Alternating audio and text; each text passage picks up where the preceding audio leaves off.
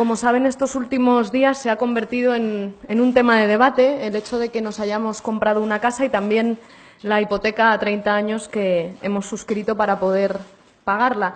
En estos días todo el mundo ha podido conocer todos los detalles de nuestra hipoteca, también de la entidad que la concede. Esos detalles los hemos dado nosotras mismas porque entendemos que debemos ser transparentes. También se... Sí, un tipo variable, 1,5 el primer año y 1,25 los 29 restantes, más el Euribor. Además, la firma de la hipoteca implica suscribir una serie de seguros con caja de ingenieros, como el seguro de hogar y 2 seguros de vida y también la domiciliación de las nóminas. Y si cada mes me vas preguntando por la factura de la luz y la factura del agua, pues te la iré trayendo. Creo, Aitor, que jamás en tu vida profesional como periodista has preguntado a un político el tipo de interés de su hipoteca, pero yo no tengo ningún problema en contestarlo. Y si me preguntáis por la factura de la luz y del agua, pues os las iré trayendo también. También se han conocido otros detalles como la localización exacta de la casa. Además, nosotras entendemos que hemos perdido en estos días todo el derecho a la intimidad. Creo que lo que es excesivo es perseguir a una familia al supermercado cuando sacan a los perros, mandarle un fotógrafo a que le saque una foto a las ecografías de sus futuros hijos, publicar la cara y el patrimonio de sus padres en los medios de comunicación, circular por los grupos de WhatsApp de España la dirección exacta donde van a vivir 2 bebés en el futuro próximo, provocando además así que los fascistas de las juventudes de Vox sepan dónde van a vivir estos 2 bebés y ya estén por allí en las inmediaciones de la casa. Yo creo que en una democracia sana no se debe permitir que se acose y se persiga a cargos públicos de esta manera tan repugnante. Creo que esto socava las bases de la democracia. Creo que a ningún líder de opinión ni a ningún cargo público de ningún partido se le debería hacer esto. Y yo pido, por favor, desde aquí, que dejen de acosar a la familia de Pablo Iglesias y de Irene Montero, porque es repugnante y porque nos hace una democracia francamente peor. Creo que dar pábulo a las intoxicaciones y al acoso de los tabloides de extrema derecha, que además tienen relaciones con las cloacas del Estado, y hacerlo difundiendo el acoso a una familia entera, desde los hijos que no han nacido hasta los padres de los cargos públicos, creo que es muy peligroso en democracia y pido, por favor, que pare el acoso a la familia de Pablo Iglesias y de Irene Montero. Pablo, estoy absolutamente de acuerdo contigo. No puede ser que se difundan datos de la casa, no puede ser que se esté organizando un macro scratch en forma de barbacoa para el que creo ya se han apuntado más de 30.000 personas. Estos niños merecen tener una vida tranquila, sus padres también. Con una diferencia, Susana, no es un scratch porque estamos hablando de fascistas. Estamos hablando de gente violenta que defiende un Estado autoritario y que típicamente agrede a la gente como parte de su actividad habitual. La gente de Vox no es gente que haya sido desahuciada por una ley de vivienda injusta y se haya quedado sin casa y tenga que vivir debajo de un puente. Son fascistas que normalmente llevan una navaja en el bolsillo y no tiene esto nada que ver con un scratch. Es una manifestación de fascistas violentos provocada por la difusión de la dirección de la casa de una familia por parte de tabloides de extrema derecha que tienen relación con las cloacas del Estado. Yo pido de nuevo, por favor, que se pare el acoso y la persecución a esta familia y que no se dé espacio comunicativo a mafiosos como Eduardo Inda y a sicarios como Eduardo Inda. Pablo, el problema de esta noticia es que cuando se publicó la semana pasada que se habían comprado una casa, hubo muchos medios, entre los que yo me incluyo, que decidimos no hablar del asunto porque nos parecía una cuestión, insisto, personal, familiar. Pero cuando sale el propio Pablo Iglesias en Facebook o Irene Montero a defender esa decisión, entiendo, frente a las críticas que tenían por parte de las bases de Podemos, de alguna manera se le da carta de noticia. Y cuando ya organizan una consulta, eso se convierte ya en un asunto informativo del que todos nos estamos ocupando. Por eso mi pregunta es, ¿hasta qué punto ellos tenían que salir a defenderse de las críticas? ¿Hasta qué punto ellos tienen que organizar una consulta? Porque esto, tú sabes que le está dando mucho más bombo a la noticia en sí. Bueno, yo creo que la noticia ya tenía suficiente bombo. Había periódicos que habían dedicado 8 páginas seguidas a los detalles de la casa de Pablo Iglesias. Ya me gustaría ver lo mismo sobre la Gürtel o sobre los 300.000 euros de dinero B que cobró el presidente del gobierno de la Caja B de Bárcenas. Ya tenía bastante bombo la noticia, y la consulta pues tiene que ver con que se ha puesto en duda la credibilidad y la honorabilidad de los líderes políticos. Y los líderes políticos y las personas, una de las cosas más importantes que tenemos es nuestra honorabilidad y nuestra credibilidad. Y es competencia de la Asamblea Ciudadana Estatal de Podemos, no es una banalidad, no es solamente competencia nombrar a los cargos, es también competencia hacerles dimitir. Nosotros somos un partido ejemplar en el cual nuestra Asamblea Ciudadana no solamente puede poner a los cargos, sino que también los puede quitar. Es competencia de nuestra Asamblea Ciudadana como figuran los reglamentos, y por lo tanto creo que cuando hay líderes incluso afiliados a Podemos que han puesto en duda la credibilidad de Pablo Iglesias y de Irene Montero, creo que es pertinente preguntarle a las bases, que son las que mandan en nuestro partido, si piensan o no que Pablo Iglesias e Irene Montero, después de este acoso y esta persecución que se ha montado, pues deben dejar sus cargos. Esto nunca se ha hecho antes en la historia de nuestro país, y me atrevería a decir que en la historia del mundo. Que un secretario general de un partido con 5 millones de votos y una portavoz parlamentaria de ese partido pongan su cargo a disposición de las bases.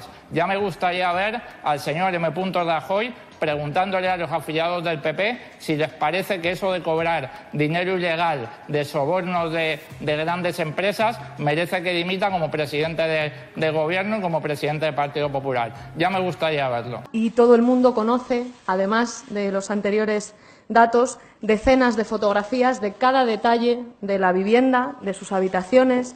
Diferentes diseñadores de interior han estado horas en televisión opinando sobre el gusto y la decoración de los anteriores propietarios. Analistas económicos de todo tipo han opinado sobre cada detalle de la hipoteca, también sobre nuestras posibilidades presentes y futuras de pago, e incluso hay compañeros suyos, paparazzis, que nos persiguen hasta la puerta de un hospital para robar fotos cuando salimos de una ecografía.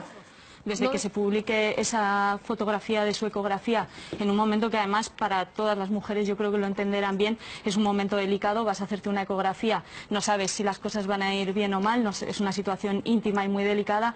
Que eso salga publicado en montones de medios me parece que es un acoso que ha traspasado todos los límites de la ética y que no debe ser tolerable en un país democrático. Pienso que eso ha generado un debate porque se ha construido mediáticamente una noticia con 8 páginas en periódicos de tirada nacional, 3 días de trending topic, una generación de una noticia mediática sin precedentes, y eso les ha minado a ellos en lo que es más valioso para ellos, que es su credibilidad y su honorabilidad.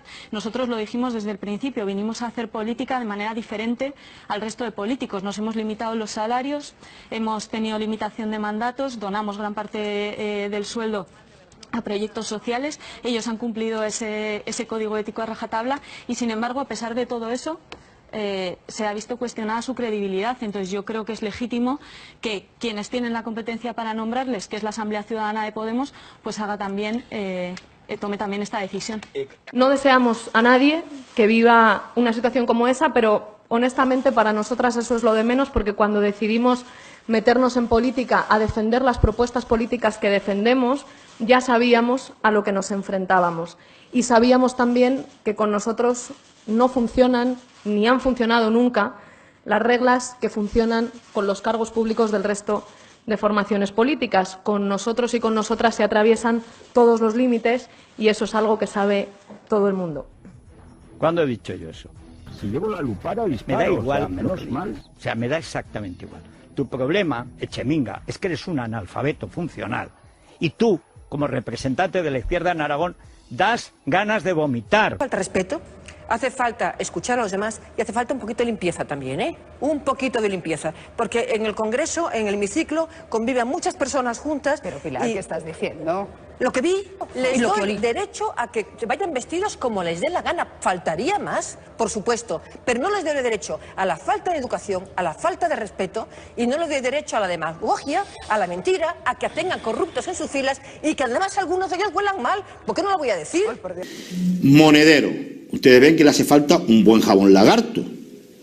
Siguiente, Pablo Iglesias. A este le hace falta 2 containers de jabón Lagarto. Sobre todo uno para cada sobaco.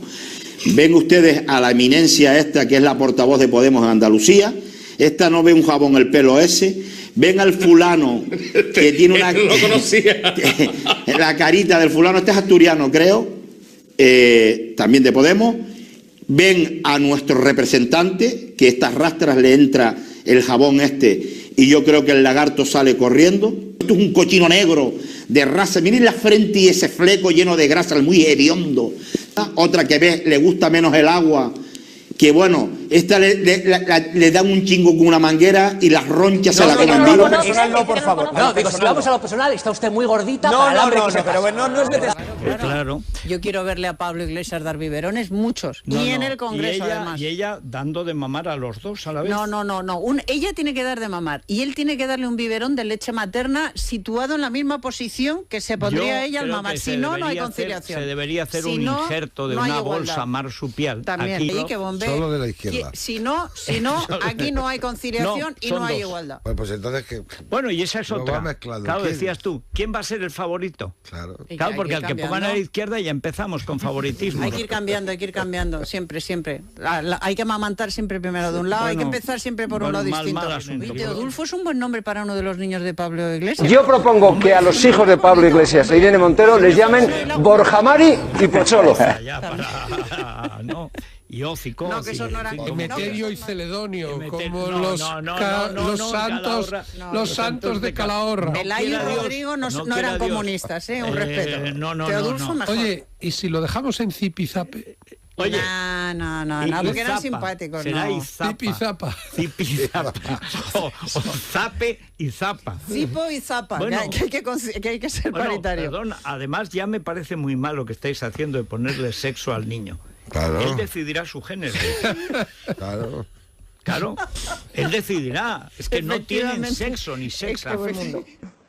La cuestión, sin embargo, es que se ha abierto un debate sobre nuestra credibilidad y también sobre nuestra honestidad. Y esto, a mi juicio, es lo más valioso que tiene una persona, y más una persona que se dedica por un tiempo a ser representante público. Nosotros creemos que estamos actuando de forma coherente, de forma responsable, con lo que somos, con el trabajo que realizamos, con el código ético de Podemos, pero si alguien cree que tenemos algo de lo que avergonzarnos, que no somos creíbles, que no estamos siendo coherentes, que no estamos siendo honestas, eso no nos corresponde juzgarlo a nosotras, en tanto que representantes públicas y que portavoces de una fuerza política.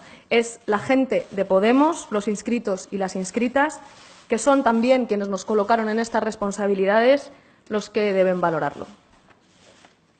¿Es lo más conveniente trasladar a las bases de un partido con 5 millones de votantes un debate sobre la casa que se compran sus líderes? Bueno, yo creo que ese debate ya estaba en los medios de comunicación, ya estaba en las bases de nuestro partido, y por lo tanto lo que se hace es simplemente poner, pues por primera vez en la historia de España, el cargo de un secretario general de un partido de 5 millones de votantes y el de su portavoz parlamentaria a disposición de las bases. Creo que es un gesto de enorme coherencia después de la persecución, del acoso que han vivido Pablo Iglesias e Irene Montero en los últimos días, en los que creo que todo el mundo ha visto cómo se traspasaban pues todos los límites de la intimidad y de la ética. Pero no es reconocer en la práctica que entonces es verdad que esto es más allá de un debate únicamente personal, es decir, que hay debate político en el hecho de que los líderes de una formación que hace bandera de la forma de vida austera, por así decirlo, se compren una casa de 600.000 euros. Nosotros pensamos que no, Pablo Iglesias piensa que no, Irene Montero piensa que no, y yo también pienso que no. Yo pienso que el que dice que alguien que tiene una buena casa y un buen sueldo no puede trabajar por un país mejor, está diciendo algo profundamente reaccionario, porque eso supone negar que la gente que tiene un buen piso y una buena casa pueda ser gente decente. Bueno, yo creo que, como ha dicho Irene Montero, el alcalde de Cádiz va a tener la oportunidad, como todos los inscritos e inscritas de Podemos, de decidir, no solamente de opinar, sino también de decidir. Y creo que eso, pues ya digo, no solamente es coherente y no solamente es valiente por parte de Pablo Iglesias y de Irene Montero, sino que también es inédito en la historia de nuestro país. Creo que después de que el secretario general de un partido de 5 millones de votantes y su portavoz parlamentaria por primera vez hayan puesto su cargo a disposición de las bases, además después de haber hecho algo que no es ilegal y que nosotros pensamos que no es reprochable. Creo que todavía habrá pues algún idiota que dirá que todos los políticos son iguales, pero creo que ese planteamiento pues cada vez será más difícil de mantener. Gracias. Y una última cuestión, señor Echenique. Lo cierto es que si ponemos al señor Iglesias frente a sus declaraciones a través de la hemeroteca, hablando de los privilegiados que viven en los chalés de Somosaguas, que no cogen el transporte público, no se juntan con la gente, o que no hay que poner la gestión económica de un país en manos de alguien que tiene un ático de 600.000 euros, ¿cómo se defiende después la compra de esta casa? No podrás vivir aquí. A mí me parece más peligroso, Ana Rosa, el rollo de aislar a alguien, porque entonces no saben lo que pasa afuera. Ya. Es decir, este rollo de los políticos que viven en Somosaguas, buenos días, que viven en Somosaguas, que viven en chalés, que no saben lo que es coger el transporte público. Bueno, yo creo que se defiende cuantificando las cosas. Hablamos de que 2 personas con una cuota de aproximadamente 800 euros al mes se han endeudado a 30 años. Creo que esto, bueno, pues significa que tienen un buen salario y que van a tener una buena casa, pero para nada tiene los mismos parámetros pues que la especulación del señor de Guindos o que otras cosas que hemos visto con los que han mandado en este país. Creo que la comparación no reviste solvencia y de todas maneras es normal que la hagan, pues porque nosotros desde que hemos nacido pues nos han comparado pasar un semáforo en rojo con la Gürtel. Ahí tenemos una pareja de gente joven que se adoran, que quieren fundar una familia y además vienen 2 niños en camino. Son hijos únicos, los 2. Es decir, las 2 familias se han volcado para que estos pudieran tener ese chalet. Y ya está, no pasa nada. Pero se van a endeudar durante 30 años y por cierto, se van a vivir a 40 kilómetros de Madrid. Que hay una polémica, digamos, potenciada por los rivales políticos y porque se le suele tener ganas a los dirigentes de Podemos? ¿O hay una polémica, porque hay también un debate también en Podemos de gente que se ha quedado descolocada con esta decisión, teniendo en cuenta el discurso del pasado? A mí no me consta, pero vamos, puede haber gente que se ha quedado descolocada, ¿eh? Yo eso lo puedo entender, ¿eh? No pasa nada. Pero repito, vamos a ver si estamos en un país que es verdad que la envidia juega mucho y luego también la generosidad, porque luego el país olvida, ¿no? Pero esto de que un dirigente que no es de derechas cuando todos los demás lo son, desde el señor del Partido Socialista al señor del PP, pasando por el señor de Ciudadanos, ¿verdad? Esto de que un señor que no es de derechas pueda vivir en un chalet, cuando uno es pobre, sigue pobre, coño. Esto es lo que hay en este país. Yo propongo que a los hijos de Pablo Iglesias e Irene Montero les llamen Borjamari y Pocholo. Pero es que esto es muy importante. Inda, o sea, lo que acaba de hacer Inda, lo que acaba de hacer Inda, lo que acaba de hacer Inda, no lo haces con ningún político en España. También, Inda. O sea, te permites el lujo, Inda, te permites el lujo de ponerle los nombres a los hijos de un político. ¿Quién coño te crees que eres, tío? Me parece mal que se hable de los niños, de unos y de otros. ¿Quién coño te crees que eres, tío? Bien. ¿Quién coño te crees que eres? Vamos a hablar de un tema muy delicado. Es que no es gratuito. Me parece mal. No tienes derecho a hacer eso, Inda. Estás pudriendo la democracia en España, constantemente, porque te pagan por hacerlo. Bien, Nicolás Maduro. Tío. La posverdad es simple y llanamente utilizar los sentimientos de la gente para atraparlos emocionalmente y meterles toda suerte de mentiras. Exacto. Eso es la posverdad. Pese a que los hechos demuestren lo contrario. Exactamente.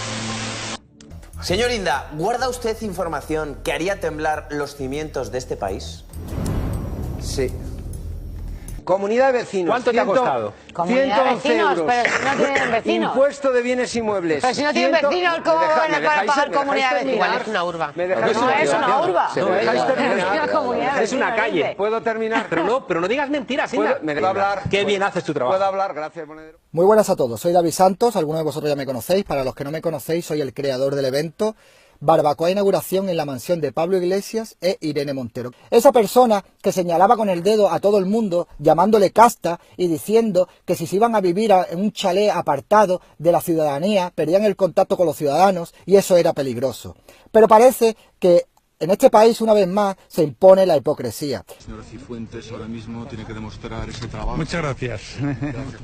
Ante este escándalo político, que es uno de los mayores escándalos políticos, no porque ellos se compren una casa, ellos se pueden comprar lo que les dé la gana, es por la hipocresía y por la manera de abusar de la gente que le ha creído y que le ha votado. Aquí no estamos hablando de un caso de honestidad, donde la gente con su dinero en su vida privada hace lo que quiere. No estamos hablando ni de robar, no estamos hablando de mentir, porque se ha inflado tanto que hay momentos en que parece, ¿no?, que se esté hablando de mentir, de robar, que es algo habitual, desgraciadamente, en la política española, ¿no? Y que está relativamente tolerado, porque hay un montón de cargos públicos que tan tranquilos, con los casos de corrupción gravísimos que hay, se mantienen en sus cargos. No puedo opinar con ironía y con humor. ¿Eso es acoso? ¿Eso es delito? ¿Qué norma incumple eso para que se me borre de una red social? Entonces, teniendo en cuenta que esto no tiene nada que ver ni con robar, ni con mentir, ni con especular, porque a mí lo que me parecería inaceptable es que Pablo o Irene tuvieran viviendas vacías, que especularan con viviendas, que tuvieran inquilinos y los desalojaran, que no estuvieran peleando como en cambio está haciendo Podemos en el Congreso para conseguir cambiar la ley de alquileres y evitar los desahucios y evitar los alquileres abusivos que ahora están asolando nuestras ciudades. Entonces, eso es lo que me parecería grave en términos políticos. Luego, en términos personales, te puede gustar más o menos la casa, puedes compartir más o menos esa decisión, pero forma parte del ámbito personal. Y entonces yo creo que sí que hay que distinguir eso de la responsabilidad política y de la gestión política. La mayor virtud de la derecha ha sido siempre su capacidad para dividir a la izquierda. Es prácticamente imposible que la gente conservadora tenga un momento de debilidad y apoye a alguien de izquierdas. En cambio, lo contrario pasa constantemente. La derecha siempre sabe quiénes son los suyos.